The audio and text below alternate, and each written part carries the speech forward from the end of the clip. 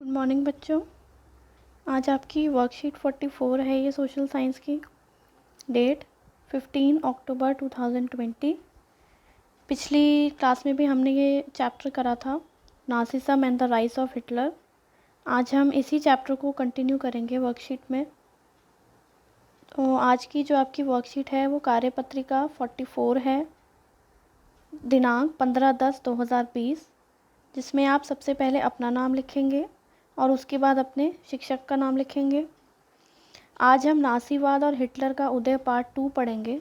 पिछली क्लास में हम ऑलरेडी पढ़ चुके हैं कि किस तरह जर्मनी की पहले विश्व युद्ध में हार हुई, ठीक है, और उस पर एक बहुत ही सख्त संधि थोपी गई जो कि वर्सोय की संधि है, क्योंकि वर्सोय जगह पर संधि साइन की गई थी। और ये जो संधि थी वो बहुत ही अपमानजनक थी और बहुत सख्त थी। और इस संधि की वजह से कहीं ना कहीं हम देख पाते हैं कि किस तरह लोगों में गुस्सा भर गया, और इस संधि ने ही कहीं ना कहीं हिटलर के उदय की नींव रखी। और आपने एक और चीज़ पढ़ी थी वाइमर गणराज्य के बारे में, जो एक नवजात क्योंकि वहाँ के जो सम्राट थे जर्मनी के, उन्होंने इस्तीफ़ा दे दिया था, तो वाइमर गणराज्य का जन्म हुआ था, जिसमें सभी लोगों को वोट देने का अधिकार दिया गया था, जो भी वयस्क लोग थे। ठीक है, तो आज आगे की वर्कशीट पढ़ते हैं। अब सबसे पहले इसमें हम ये टॉपिक पढ़ेंगे कि जब प्रथम विश्व युद्ध ख़त्म हुआ तो उसके बाद जर्मनी की स्थिति कैसी थी। इसमें हम काफ़ी हद तक वैसे पहले ही पढ़ चुके हैं, लेकिन आज इसको थोड़ा और आगे बढ़ाते हैं। युद्ध का हर्जाना वाइमर गणराज्य पर थोपने से जर्मनी के लोगों में पराजय का अपराध बोध था। ठीक है, आपको याद होगा, हमने पढ़ा था कि युद्ध का जितना भी हर्जाना था 6 अरब पाउंड, वो किस पर डाला गया? जर्मनी पर। और युद्ध के लिए पूरी तरह जिम्मेवार भी किसको माना गया? जर्मनी को। तो लोगों में एक अपराध बोध था, क्योंकि वो लोग हार चुके थे, उन पर इतनी सख्त संधि और इतना ज़्यादा जुर्माना लगा दिया गया था। राष्ट्रीय अपमान के साथ हर्जाना चुकाने की वजह से आर्थिक स्तर पर भी वह अपंग हो चुका था। ठीक है, तो जो हर्जाना था पहले तो वो इतना ज़्यादा था, ठीक है, और उसके बाद जितने भी जर्मनी के एरियाज़ थे जो संसाधनों में बहुत परिपूर्ण थे, खनिजों में परिपूर्ण थे, वे भी उनसे ले लिए गए थे। आपको याद होगा, राइनलैंड का एरिया वो जर्मनी से ले लिया गया था। तो जब जर्मनी ऑलरेडी युद्ध में हार चुका था, उससे उसके सारे संसाधन छीने जा चुके थे, तो ऑब्वियस है कि उसके ऊपर जो इतना बड़ा हर्जाना लगाया गया, उसको देने के लिए भी उसके पास उतना पैसा नहीं था। वो आर्थिक स्थिति उसकी पूरी तरह से अपंग हो चुकी थी। ठीक है, क्योंकि ऑलरेडी उसका सब कुछ जा चुका था और उस पर इतना ज़्यादा हर्जाना भी लगा दिया गया था। वाइमर गणराज्य के हिमायतियों को नवंबर के अपराधी कहकर उनको खुलेआम मजाक उड़ाया गया। ठीक है, हिमायती कौन होता है? जो उसका समर्थक होता है। तो वाइमर गणराज्य से लोग काफ़ी ज़्यादा नाखुश थे, क्योंकि उनको लगता था कि हमारी सारी जो परेशानियां हैं उनकी जड़ कहीं ना कहीं वाइमर गणराज्य है। लेकिन कुछ लोग उसके समर्थक भी थे। तो जो समर्थक थे उनको क्या नाम दिया गया? नवंबर के अपराधी। अब नवंबर के अपराधी क्यों दिया गया? क्योंकि ये जो वर्साय की संधि थी ये नवंबर महीने में थोपी गई थी जर्मनी पर। तो जो भी वाइमर गणराज्य को सपोर्ट कर रहे थे उनको नवंबर के अपराधी कहा गया और लोग उनका मजाक उड़ाने लगे। इस मनोदशा का 30 के दशक के शुरुआती राजनीतिक घटनाक्रम पर गहरा असर पड़ा। ठीक है, तो ये जो कुछ भी घटा जर्मनी में, उसका वहाँ की जो राजनीतिक स्थिति थी उस पर बहुत गहरा असर पड़ा।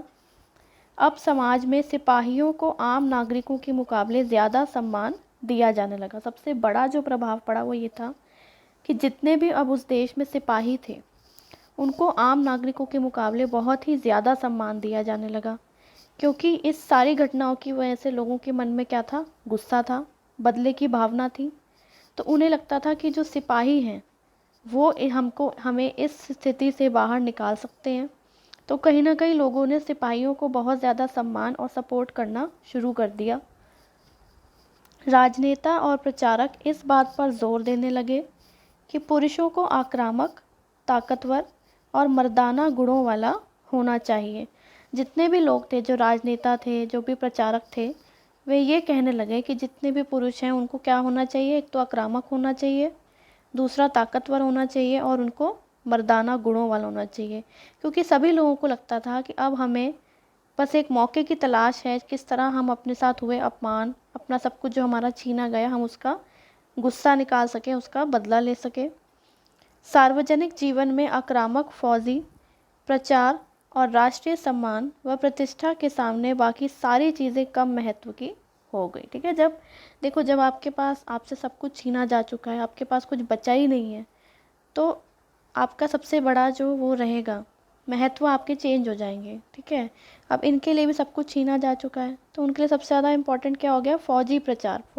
जो फौजी होते हैं, जो सिपाही होते हैं, उनका प्रचार करना, और जो उनसे सम्मान और उनकी प्रतिष्ठा उनसे छीनी गई थी उसको वापस लेकर आना। तो सारा का सारा फोकस सभी का इस तरफ था कि किस तरह हम अपने सम्मान और प्रतिष्ठा को वापस लेकर आ सकते हैं। ठीक है, इसके आगे जितनी भी बाकी की चीज़ें थी उनका महत्व कहीं ना कहीं कम हो गया था। अब इसी दौरान क्या होता है कि जर्मनी में नए राजनीतिक विचारों का उदय होता है। ठीक है, तो जर्मनी में भी रूसी क्रांति से प्रेरित होकर बहुत सारे शहरों में मज़दूरों और नाविकों की सोवियतें बनाई गई। तो ये लोग कौन सी क्रांति से प्रेरित थे? रूसी क्रांति से। तो वहाँ पर भी क्या हुआ कि बहुत सारे जगहों पर सोवियतें यानी कि संघ यानी कि यूनियंस बनाई गई, जैसे मज़दूरों की यूनियन बनाई गई, नाविकों की यूनियन बनाई गई। तो अलग अलग तरह की यूनियंस बनाई गई। समाजवादियों, डेमोक्रेट्स और कैथोलिक गुटों ने वाइमर में राजनीतिक परिवर्तन के लिए प्रयास किए। अब ठीक है, एक तरह से 3 तरह के गुट थे। एक तो समाजवादी थे जो रूसी क्रांति से आए थे। ठीक है, वो रूसी क्रांति से इन्फ्लुएंस थे। उसके बाद डेमोक्रेट्स थे जो लोकतांत्रिक विचारों से इन्फ्लुएंस थे, और जो कैथोलिक थे वो चर्च के विचारों से इन्फ्लुएंस थे। ठीक है, तो इन सभी गुटों ने राजनीतिक परिवर्तन के प्रयास किए। स्पॉटकिस्टों ने जर्मनी में कम्युनिस्ट पार्टी की नींव डाली। ठीक है, तो एक व्यक्ति है स्पॉटकिस्टो, उन्होंने जर्मनी में कम्युनिस्ट पार्टी बनाई। ठीक है, इसके बाद कम्युनिस्ट यानी कि साम्यवादी और समाजवादी एक दूसरे के कट्टर दुश्मन हो गए और हिटलर के खिलाफ कभी भी साझा मोर्चा नहीं खोल सके। ठीक है, तो अब 2 गुट हमें नज़र आ रहे हैं यहाँ पे, एक साम्यवादी और एक समाजवादी।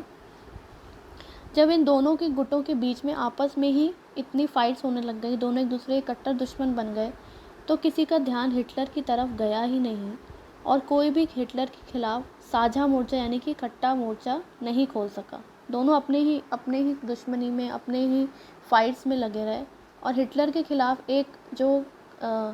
एक साझा जो मोर्चा होना चाहिए वो नहीं हो पाया।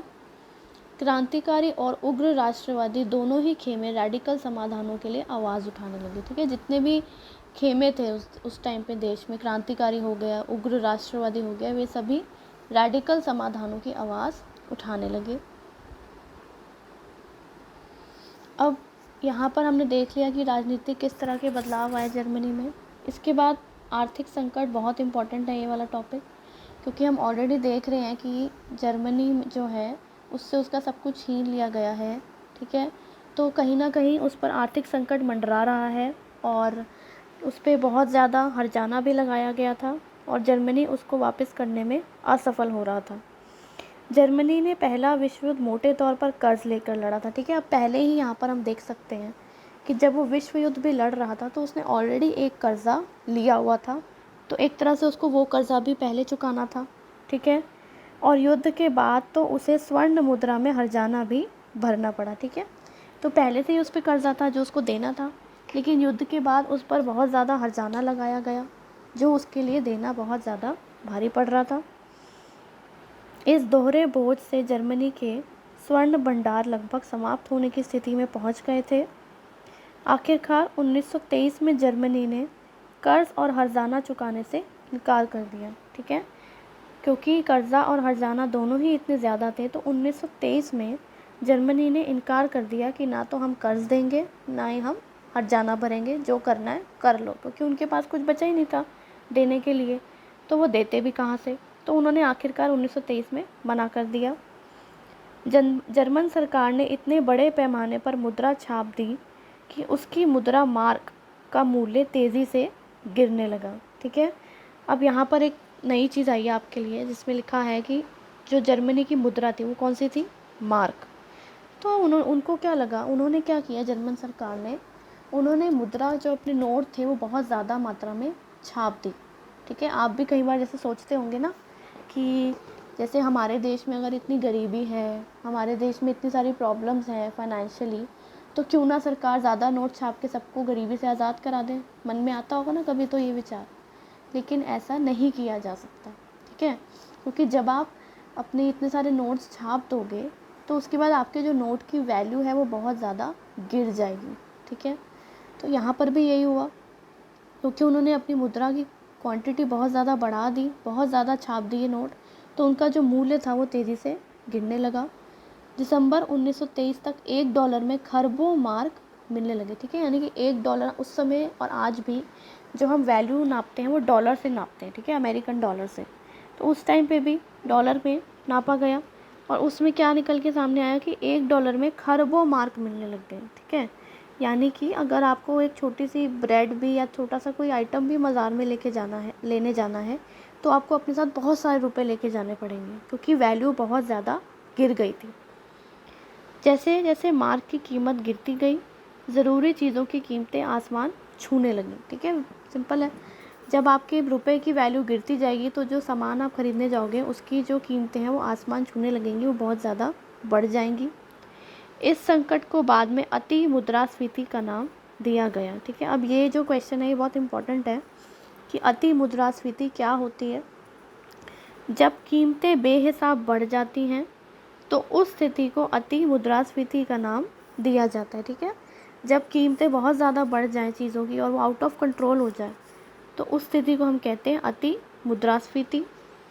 जर्मनी को इस संकट से निकालने के लिए अमेरिकी सरकार ने हस्तक्षेप किया। ठीक है, अब जर्मनी इतने सारे संकटों से जूझ रहा था तो फाइनली अमेरिका ने जर्मनी से बोला कि चलो ठीक है, हम आपकी मदद करते हैं। इसके लिए अमेरिका ने डॉब्स योजना बनाई।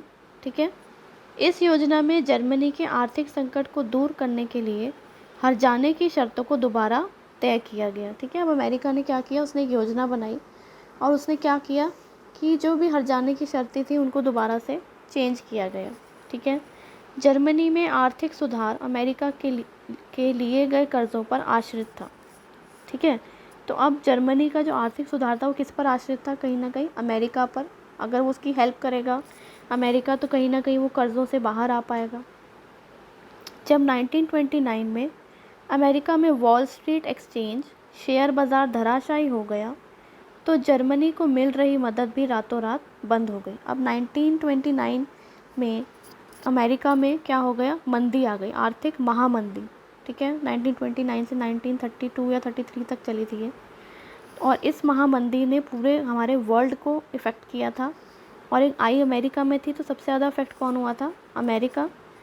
तो जब अमेरिका में ही महामंदी आ गई तो वो जर्मनी की हेल्प करने की स्थिति में बिल्कुल भी नहीं रहा, तो जर्मनी को जो थोड़ी सी हेल्प मिल रही थी अमेरिका से वो भी बिल्कुल बंद हो गई।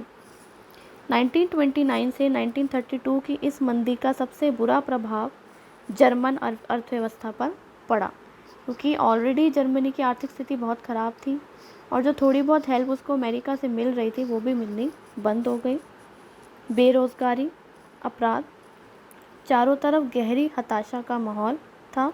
ठीक है, लोग बहुत सारे बेरोज़गार हो गए और जब बेरोज़गार होंगे तो ऑब्वियस है अपराध के मामले ज़्यादा बढ़ जाएंगे और लोग हर तरफ क्या थे, हताश थे। ठीक है, लोकतांत्रिक संसदीय व्यवस्था में लोगों की विश्वास खत्म होने लगा क्योंकि वह उनके लिए कोई समाधान नहीं खोज पा रही थी। ठीक है, अब जो वाइमर गणराज्य बना था वो भी लोकतांत्रिक आधार ही था और ऑलरेडी लोग उसको अपनी सारी की सारी समस्याओं का जिम्मेदार मान रहे थे।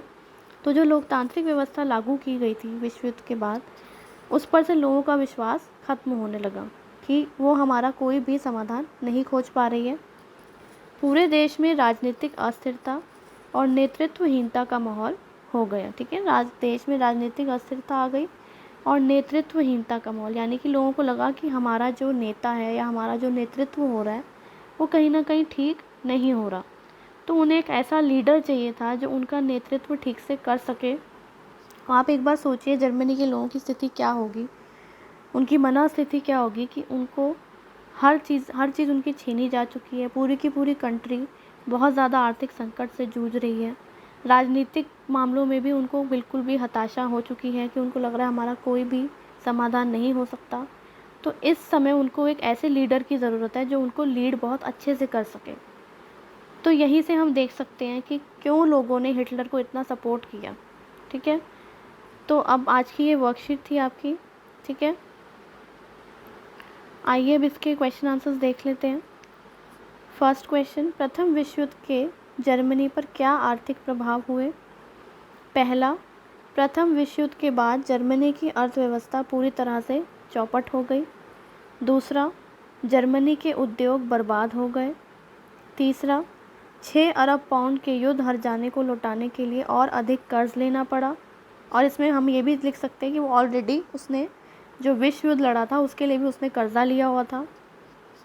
चौथा, उसके खनिज संपदा में धनी क्षेत्र छीन लिए गए, जिससे हालात और भी खराब हो गए। पांचवा, जर्मनी की मुद्रा मार्क का मूल्य गिरने के साथ ही वहाँ आर्थिक मंदी छा गई।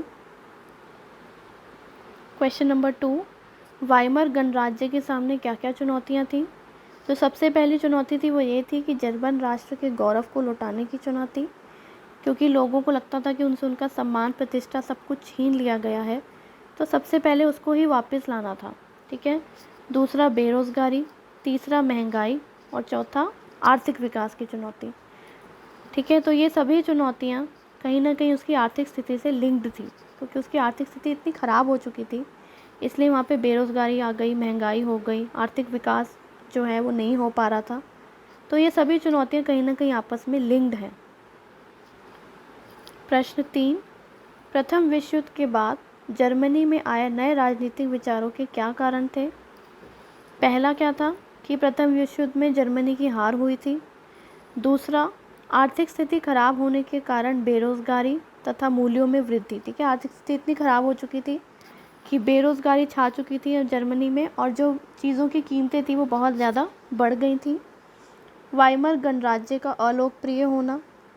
चौथा, वर्साय की अपमानजनक शांति संधि।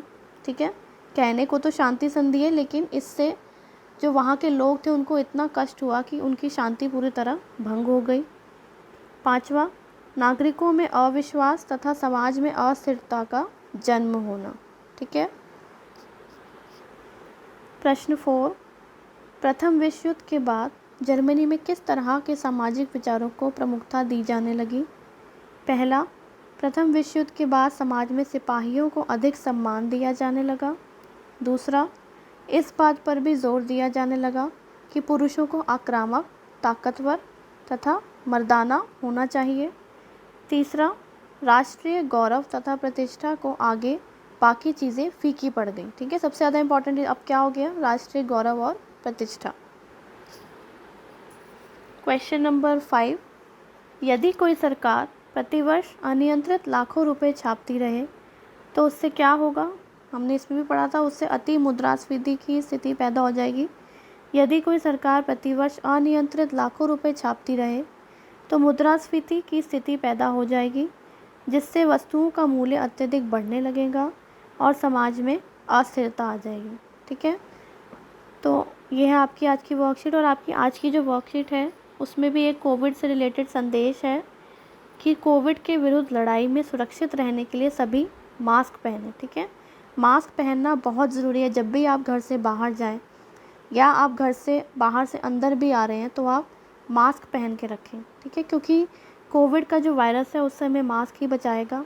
ठीक है, और आप जब भी बाहर जाएं आप हमेशा अपने हाथ धोते रहें, अपना 2 गज की दूरी बना के रखें सभी से, और मास्क को बिल्कुल भी ना उतारें। ठीक है, तो ये थी आपकी आज की वर्कशीट। आई होप आप सभी को समझ आ गई होगी और आप आज ही अपने टीचर्स को करके भेज देंगे। धन्यवाद।